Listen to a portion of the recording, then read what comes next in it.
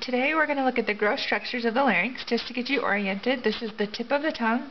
This is the base of the tongue. This is the soft palate that I've already dissected. Here's the superior aspect of your epiglottis. This is your esophagus. So if we look inferiorly, you'll be able to see that I've also dissected that as well. So here's your esophagus. Here's the posterior aspect of your larynx. This is the base of your cricoid cartilage. Here's the anterior view of your larynx. This is your thyroid cartilage. This is your cricoid cartilage. This soft tissue right here is your cricothyroid ligament. If we look laterally, this muscle right here that I've deflected is your thyrohyoid muscle. So we're going to go ahead and deflect that.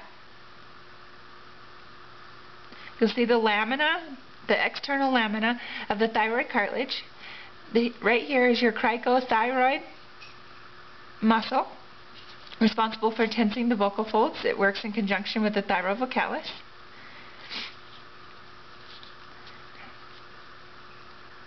So if we look posteriorly, let's go ahead and we'll get oriented again. Now if you dissect the posterior aspect of the esophagus, you'll expose the lumen of the esophagus. These wrinkly structures here are called rugae. If you dissect through the anterior aspect of the esophagus, you'll expose the posterior region of the larynx. Here you'll see the lamina of the cricoid cartilage. These are your posterior cricoid-arytenoid muscles. This is your arytenoid. Right here this muscle here has been dissected away. The right arytenoid is still intact and the left arytenoid has been dissected. The muscle lying between those is the inner arytenoid muscle. If we look laterally, you'll see the lateral cricoarytenoid muscle right here. This is the arch of the cricoid cartilage.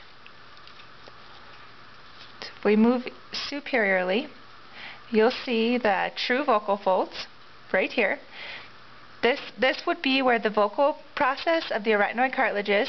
This is the muscular process of the arytenoid cartilage laterally. This is your ventricular folds, also called your vestibular folds or your false vocal folds. This is the vestibule of your larynx. This is your epiglottis. This is your air epiglottic fold. So again, let's get oriented. I've already dissected this away, so typically this would all be intact.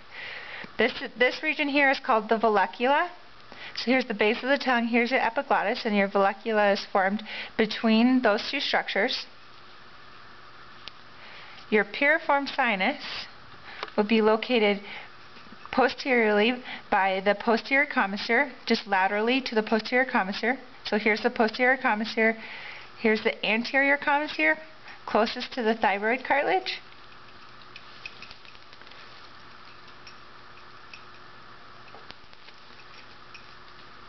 Oh, and your air epiglottic muscle is right here. This is the internal lamina of your thyroid cartilage. So I think that's everything. Oh, the hyoid bone. So if you palpate the base of the tongue and you look anteriorly, you'll be able to feel it. So this is the greater cornua of the hyoid bone. So I've actually dissected that away from the extrinsic laryngeal musculature. So this is the greater horn. The corpus would lie just deep to this tissue, and then your lesser horns would follow up here, or your lesser cornua of the hyoid bone. So thank you for your time, and I look forward to hearing from you guys.